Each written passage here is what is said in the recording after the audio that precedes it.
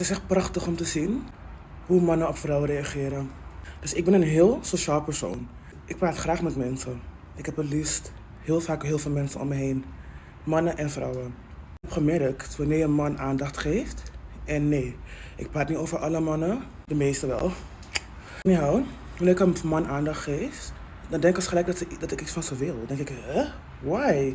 Ik ben nu gewoon sociaal met je. Ik ga je een voorbeeld geven. Ik heb een collega die pas daar werkte.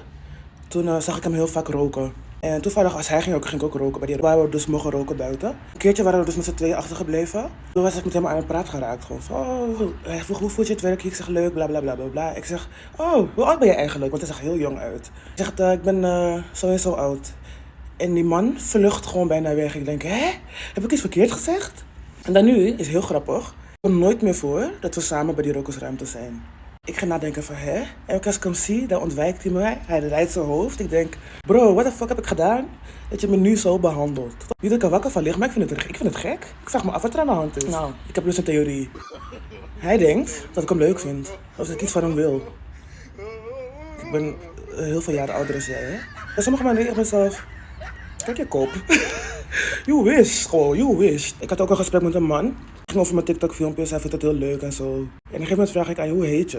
En hij begint toch een verhaal te typen. Ja, maar je bent veel te druk voor mij en ik heb dit en dat te doen en zus en zo te doen. Toen dacht ik, Ik vraag alleen hoe je heet, hoor, broer. Bizar, gewoon. Ik dacht mezelf, oké, we zitten nu al een tijd met elkaar te praten. Mag je niet vragen hoe je heet? Je weet toch ook hoe ik heet? Is dat zo raar om te vragen hoe je heet? Als ik zeg, hoe heet je? Betekent dan toch niet gelijk van, oh, ik wil 3 kinderen van je?